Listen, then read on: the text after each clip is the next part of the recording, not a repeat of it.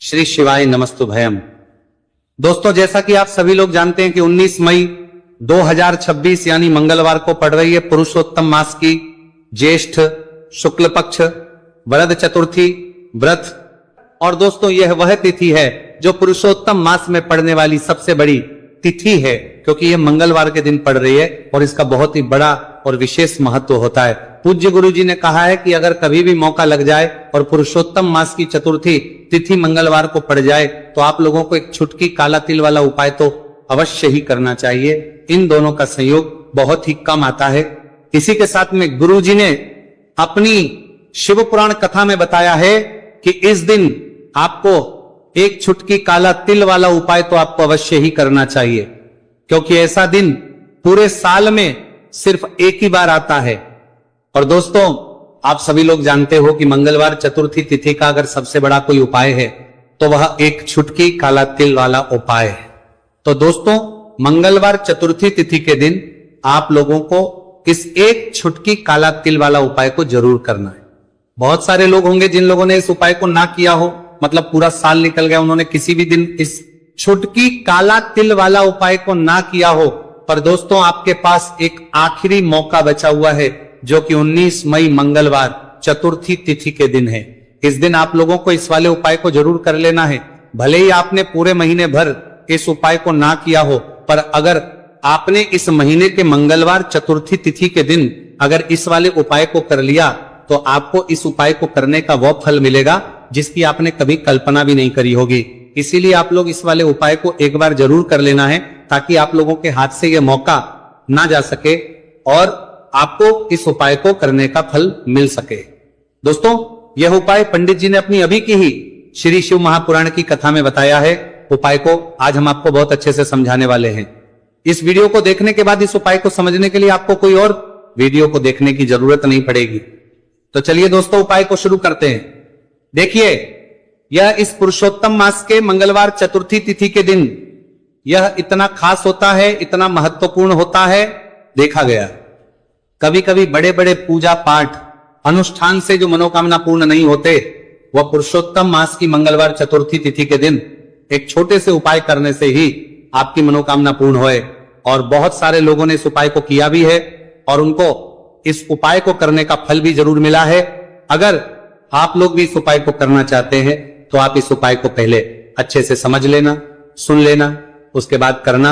आपको इस उपाय का फल जरूर मिलेगा और इस उपाय को कर लेने से आपके घर में चाहे किसी भी प्रकार की दुहक और समस्या क्यों ना चल रही हो, आपको उसका कारण भी नहीं पता है कि भाई ये समस्या किस कारण से चल रही, उसका कुछ भी कारण हो सकता है, जैसे पितृदोष हो सकता है या किसी भी तरह का मंगल दोष भी हो सकता है। तो इस दिन आप लोगों को ये वाला उपाय कर लेना है। ये एक ऐसा उपाय है जिस उपाय को अगर किसी विशेष दिन पर किया जाए तो भाई उस विशेष दिन का जो है वह तो हमें मिलता ही मिलता है, पर हमने उस दिन पर इस उपाय को किया है तो हमें उससे भी बड़ा फल मिलता है, और फल बहुत जल्दी मिलता है, क्योंकि आप इस उपाय को बहुत ही बड़े और विशेष दिन पर रहे हो। तो चलिए अब उपाय के बारे में बात करते हैं, लेकिन उससे पहले आप लोगों को यह जानना आवश्यक है कि आखिर ये उपाय किस समय करना है, किसको करना है और कैसे करना है। तो चलिए हम आगे आपको वीडियो में एक एक करके बता देते हैं। लेकिन उससे पहले अगर आप लोग हमारे चैनल पर पहली बार आए हैं या फिर मेरी आवाज आज पहली बार सुन रहे हैं तो हमारे चैनल को सब्सक्राइब जरूर कर लेना और इस वीडियो को लाइक करके कमेंट बॉक्स में श्री शिवाय नमस्तुभयम ओम नमः शिवाय जरूर टाइप कर देना। तो दोस्तों, इस एक छुटकी काला तिल वाला उपाय को हमें इस मंगलवार चतुर्थी तिथि के दिन कैसे करना है, किसको करना है, किस समय करना है और कहां पर करना है, ये सारे सवालों के जवाब आपको इस वीडियो में मिल जाएंगे। और जो ये वीडियो देखेगा भाई, उसको एक छुटकी काला तिल वाला उपाय जरूर करना चाहिए, क्योंकि इस दिन काला तिल का भी बहुत ही बड़ा और विशेष महत्व होता है। और बात आ जाए एक छुटकी काला तिल वाला उपाय की, तो यह सोने पे सुहागा वाली बात हो जाती है और ये एक बहुत ही बड़ा उपाय हो जाता है इस मंगलवार चतुर्थी तिथि का। तो अब दोस्तों, इस एक छुटकी काला तिल वाला उपाय को आखिर करना किसको है, सबसे पहले हम लोग वह बात जान लेते हैं। तो देखो, घर की जो बड़ी माताएं बहनें होती हैं, उन माताओं बहनों में से कोई भी एक बड़ी माता बहन इस वाले उपाय को कर सकती है। और दोस्तों, अगर आप तो अपने घर में से सभी सदस्यों को भी इस उपाय को करवा सकते हैं। अगर किसी व्यक्ति की खुद की कोई मनोकामना है, खुद की कोई दुख और परेशानी है जो कि वो अपने लिए ही करना चाहता है, इस वाले उपाय को तो वो खुद अपने लिए भी कर सकता है। बाकी अगर कोई घर में से ऐसा है जो कि अपने पूरे घर परिवार की सुख और शांति के लिए ये वाला उपाय करना चाहता है, तो भाई वो भी कर सकता है, उसमें भी कोई दिक्कत वाली बात नहीं है। कहने का मतलब है कि इस उपाय को हर एक सदस्य भी कर सकता है और पूरे घर परिवार के सदस्य के लिए, घर की बड़ी माताओं बहनों में से कोई एक माता बहन भी कर सकती है। माताएं बहनें अगर घर में उपस्थित ना हो या वो ये वाला उपाय ना कर पा रही हो, तो फिर घर का कोई बड़ा सदस्य भी इस एक छुटकी काला तिल वाला उपाय को कर सकता है, चाहे फिर वो पुरुष ही क्यों ना हो, उसमें कोई भी दिक्कत वाली बात नहीं है। उसके बाद में दोस्तों जो अगला प्रश्न निकल आता है वो यह आता है इस उपाय को लेकर कि आखिर इस उपाय को हमें किस समय करना है, सुबह के समय करना है कि शाम के समय करना है। तो देखो, इस वाले उपाय को आप लोग सुबह के समय भी कर सकते हो और शाम के समय प्रदोष काल में भी करना है सकते हो। अब अगर आप पूछो कि भाई सबसे उत्तम समय कौन सा रहेगा इस एक छुटकी काला तिल वाला उपाय को करने का, तो हम आपसे बस यही कहेंगे कि इस उपाय को आप सुबह के समय करेंगे तो ज्यादा बेहतर होगा। बाकी अगर प्रदोष काल शाम के समय भी करेंगे तो भी अच्छा होगा, उसमें कोई भी दिक्कत वाली बात नहीं है। तो अब दोस्तों जो अगली सबसे बड़ी और महत्वपूर्ण बात आती है वही आती है कि सुबह अगर हम उपाय को करेंगे तो हमें कितने बजे से लेकर कितने बजे तक के बीच में करना है, और शाम के समय प्रदोष काल में करेंगे तो हमें कितने बजे से लेकर कितने बजे के बीच में करना है। तो देखो, सुबह जितनी जल्दी हो सके आप उपाय को करने की कोशिश करना कि अगर किसी कारणवश लेट भी हो जाओ, थोड़ी देर भी हो जाए, तो 10 या 11 बजे तक भी आप उपाय कर लेना, पर 12 बजे से ज्यादा देरी ना हो, ठीक है, इस बात का ध्यान रखना। उसके बाद में दोस्तों अगर शाम के समय प्रदोष काल की बात करें, प्रदोष काल का जो समय है होता है वो शाम के 6 बजे से शुरू हो जाता है, मतलब शाम के 6 बजे से लेकर 7 बजे के बीच का जो समय होता है, यह समय प्रदोष काल का समय होता है। तो आप उपाय को 7 या 8 बजे के बीच में भी कर सकते हो, मतलब शाम के 6 बजे से रात 8 बजे के बीच में आप कभी भी इस वाले उपाय को कर सकते हो, उसमें कोई भी दिक्कत वाली बात नहीं है। देखिए, यदि आपके जीवन में संकट बहुत ही अधिक चल रहे हो, समस्याएं बहुत ही अधिक चली हो, एक एक रूप खर्च करने आपको बस ओढ़ रहा है, भूमि से जुड़ी हुई कोई भी समस्या हो, या फिर आपके विवाह से जुड़ी हुई कोई भी समस्या हो, या आपके व्यापार से जुड़ी हुई कोई भी समस्या हो, तो आपकी ये सारी समस्या इस मंगलवार चतुर्थी तिथि के दिन समाप्त होने वाली है। तो चलिए दोस्तों जानते हैं उस विशेष उपाय के बारे में। देखिए, इस वीडियो में हम पूज्य गुरुजी द्वारा बताए गए 3 बहुत ही चमत्कारिक उपायों के बारे में जानेंगे। देखिए, ये जो उपाय है आपके जीवन से दुर्भाग्य का तो अंत करेंगे ही, साथ ही साथ यदि आपके जीवन में धन की समस्या चल रही है तो वह सभी भी आपकी समाप्त हो जाएंगी। देखिए, गुरुजी ने बताया है कि जब भी मंगलवार चतुर्थी तिथि का दिन पड़े तो हमें कर्ज मुक्ति के लिए कुछ उपाय करने चाहिए। इसी के साथ हमें धन प्राप्ति, भूमि से जुड़े कार्यों और विवाह के लिए भी उपाय करने चाहिए। तो चलिए दोस्तों जानते हैं गुरुजी द्वारा बताए गए सबसे पहले उपाय के बारे में। देखिए, यह उपाय विशेषकर उन लोगों को करना है जिनकी भूमि से जुड़ी कोई भी समस्या चल रही हो, यानी कि उनकी भी जमीन से जुड़ी हुई समस्या चल रही है, यानी कि जो लोग मकान खरीदना चाहते हैं, या फिर उनका खेत से जुड़ा कोई भी केस चल रहा है, या फिर जिनके भी विवाह में विलंब हो रहा है, या फिर जिन भी लोगों के जीवन में कर्ज बहुत ही अधिक बढ़ने लगा है, कर्ज जो है वह चुका नहीं पा रहे हैं, तो गुरुजी ने कहा है कि ऐसे लोगों को यह उपाय करना चाहिए। देखिए, इस उपाय के लिए आपको थोड़े से काले तिल ले लेने हैं। देख, आपको मात्र एक चुटकी काले तिल ले लेने हैं। इसी के साथ में आपको थोड़ा सा शहद ले लेना है। फिर सबसे अंत में आपको एक लोटा शुद्ध जल ले लेना है। तांबे के पात्र के अंदर आपको अपने घर से शुद्ध जल ले लेना है और इन सभी सामग्रियों को आपको लेकर के पहुंच जाना है भगवान शिव के मंदिर में। देखिए, पूज्य गुरुजी ने बताया है कि इस उपाय को आप सुबह से लेकर के शाम तक किसी भी समय में कर सकते हैं। देखिए, मंदिर पहुंचने के आप जो काले तिल लेकर के गए थे उनमें आपको थोड़ा सा शहद लगा लेना है। देखिए, आप जो शहद लेकर के आए हैं उस शहद में आपको यह काले तिल अच्छे से डुबो देना है और शहद से युक्त ये जो काले तिल हैं इन्हें आपको शिवलिंग पर अर्पित कर देने हैं, या फिर आपको शिवलिंग के चारों तरफ अच्छे से काले तिल का लेपन कर देना है।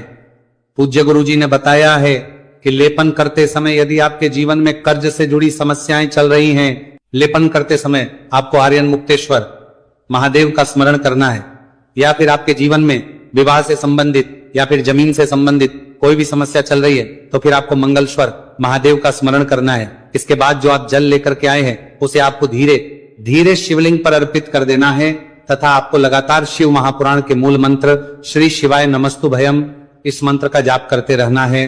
पूज्य गुरुजी ने बताया है कि सिर्फ एक मंगलवार चतुर्थी तिथि यह उपाय करके देखना और आप स्वयं देखेंगे कि 2 से 3 महीने के अंदर आपके जीवन से जुड़ी हुई जो भी समस्याएं हैं बस सभी समस्या बहुत ही जल्द महादेव की कृपा से दूर होने लगेगी। तो दोस्तों इस प्रकार से आपको यह पहला उपाय ना है। अब हम जानते हैं दूसरे विशेष उपाय के बारे में। देखिए इस उपाय के लिए आपको एक प्यारी सी बेलपत्र ले लेनी है। इसी के साथ में 1 लोटा शुद्ध जल लेना है तांबे के पात्र के अंदर और इसी के साथ में आपको थोड़ा सा शहद ले लेना है।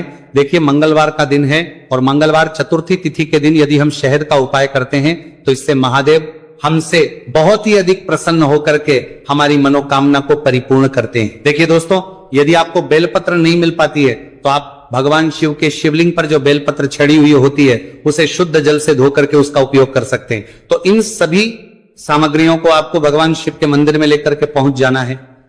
गुरुजी ने कहा है कि इस उपाय को भी आप सुबह से लेकर के शाम तक किसी भी समय में कर सकते हैं। देखिए मंदिर पहुंचने के बाद आपके पास जो एक बेलपत्र है और बेलपत्र की जो सबसे बड़ी वाली पत्ती होती है और उसकी जो चिकनी साइड होती है उस पर आपको अच्छे से शहद का लेपन कर देना है। यानी कि बेलपत्र की बड़ी वाली पत्ती पर पूरी ही पत्ती पर अच्छे से शहद लगा देना है। अब देखिए ये जो बेलपत्र है इसे आपको अपने सीधे हाथ की हथेली पे रखना है और आपके जो भी कार्य अटक रहे हैं। देखिए बहुत से लोग ऐसे होते हैं जो अपने नौकरी को प्राप्त करने के लिए सालों से तैयारी करते हैं लेकिन उनको नौकरी नहीं प्राप्त हो पाती है। बहुत से ऐसे लोग होते हैं जो बहुत ही मेहनत करते हैं, धन भक्ति के लिए बहुत अधिक प्रयास करते हैं लेकिन फिर भी उनको धन प्राप्त नहीं हो पाता है। तो गुरुजी ने बताया है कि जब भी आपको अपने कार्यों में सफलता ना मिले तो फिर आपको मंगलवार के दिन इस उपाय को अवश्य करना चाहिए। देखिए अब आपको जिस भी कार्य में सफलता प्राप्ति करनी उस कार्य को सफल बनाने के लिए आपको महादेव से प्रार्थना कर लेनी है और फिर ये जो एक बेलपत्र है इसे आपको भगवान शिव के शिवलिंग पर अर्पित कर देनी है। देखिए बेलपत्र की चिकनी साइड जिस पर आपने शहद लगाए हैं वह शिवलिंग से स्पर्श रहेगी और इसकी जो डंडी है वो आपको जलाधारी की ओर रखनी है। इस प्रकार से आपको यह बेलपत्र अर्पित कर देनी है। अब देखिए आप जो एक लोटा जल लेकर के आए हैं उसे आपको भगवान शिव के शिवलिंग पर धीरे धीरे अर्पित कर देना है। श्री शिवाय नमस्तु भयम इस मंत्र का जाप करते हुए देखिए जैसे ही ये जल शिवलिंग से होकर के जलाधारी की ओर बह करके आएगा तो इसे आपको थोड़ा सा अपने सीधे हाथ की हथेली में झेल लेना है। इस जल को आपको अपनी दोनों आंखों पर लगा लेना है और इस जल का थोड़ा सा छिड़काव आपको अपने शरीर पर कर लेना है। पूज्य गुरुजी ने बताया है कि जब भी हम मंगलवार के दिन शहद वाली बेलपत्र शिवलिंग पर अर्पित करते हैं तो इससे हमें महादेव हर कार्य में सफलता प्राप्त करवाते हैं।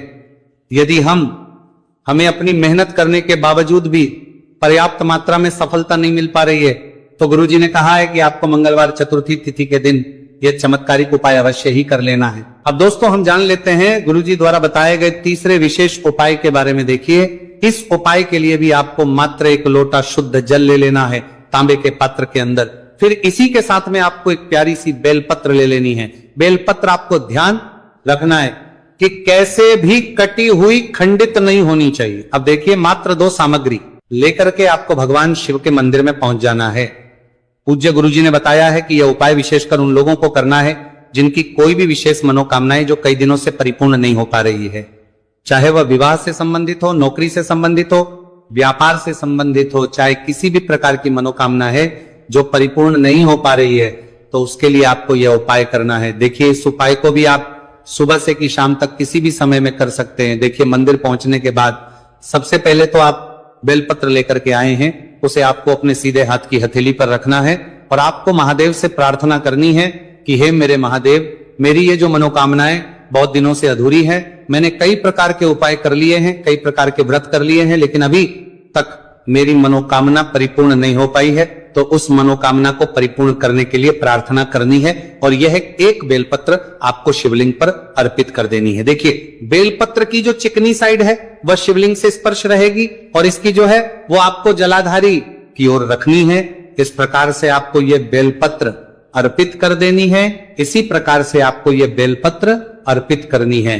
अब देखिए आप जो एक लोटा शुद्ध जल लेकर के आए हैं, इसे आपको धीरे धीरे शिवलिंग पर अर्पित कर देना है। इस मंत्र का जाप करते हुए देखिए, जल अर्पित करते हुए आपको कम से कम 11 बार श्री शिवाय नमस्तु भयम या फिर ओम नमः शिवाय इस मंत्र का जाप कर लेना है। पूज्य गुरुजी ने बताया है कि जो भी व्यक्ति 19 मई मंगलवार चतुर्थी तिथि के दिन शिवलिंग के सामने इस उपाय को करता है तो उसकी जो भी मनोकामना है वो महादेव की कृपा से निश्चित ही परिपूर्ण हो जाती है। तो दोस्तों ये बहुत ही जल्द महादेव की कृपा से दूर होने लगेगी। तो दोस्तों इस प्रकार से आपको ये पहला उपाय ना है। अब हम जानते हैं दूसरे विशेष उपाय के बारे में।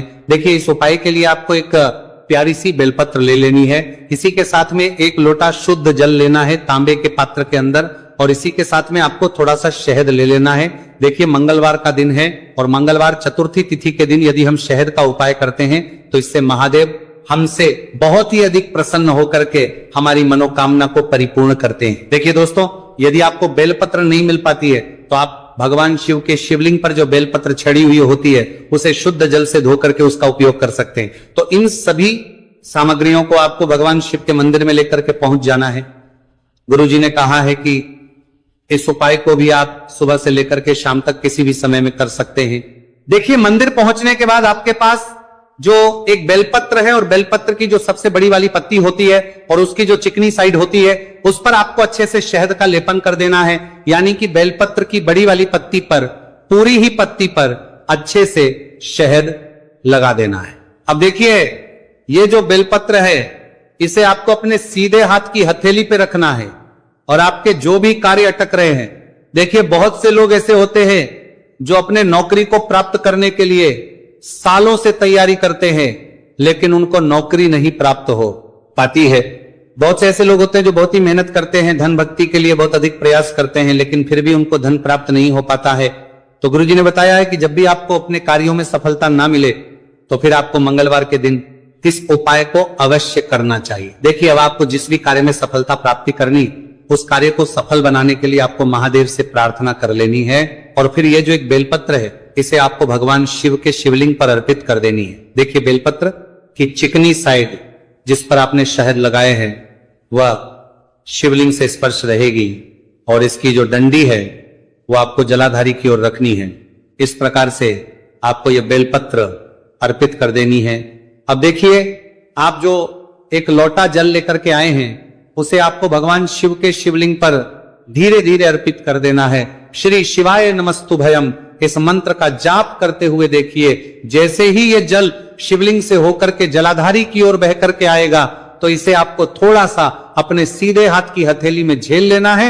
इस जल को आपको अपनी दोनों आंखों पर लगा लेना है और इस जल का थोड़ा सा छिड़काव आपको अपने शरीर पर कर लेना है। पूज्य गुरुजी ने बताया है कि जब भी हम मंगलवार के दिन शहद वाली बेलपत्र शिवलिंग पर अर्पित करते हैं तो इससे हमें महादेव हर कार्य में सफलता प्राप्त करवाते हैं। यदि हमें अपनी मेहनत करने के बावजूद भी पर्याप्त मात्रा में सफलता नहीं मिल पा रही है तो गुरुजी ने कहा है कि आपको मंगलवार चतुर्थी तिथि के दिन यह चमत्कारिक उपाय अवश्य ही कर लेना है। अब दोस्तों हम जान लेते हैं गुरुजी द्वारा बताए गए तीसरे विशेष उपाय के बारे में। देखिए इस उपाय के लिए भी आपको मात्र एक लोटा शुद्ध जल ले लेना है तांबे के पात्र के अंदर। फिर इसी के साथ में आपको एक प्यारी सी बेलपत्र ले लेनी है। बेलपत्र आपको ध्यान रखना है कि कैसे भी कटी हुई खंडित नहीं होनी चाहिए। अब देखिए मात्र 2 सामग्री लेकर के आपको भगवान शिव के मंदिर में पहुंच जाना है।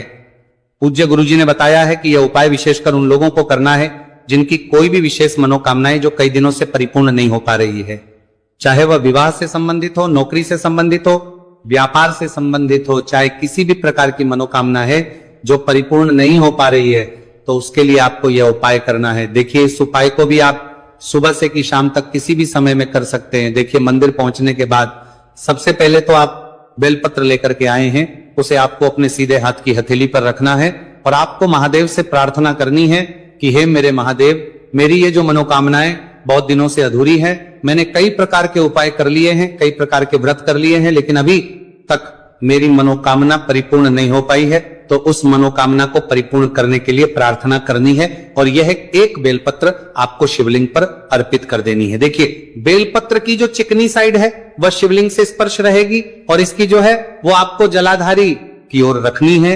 इस प्रकार से आपको यह बेलपत्र अर्पित कर देनी है। इसी प्रकार से आपको ये बेलपत्र अर्पित करनी है।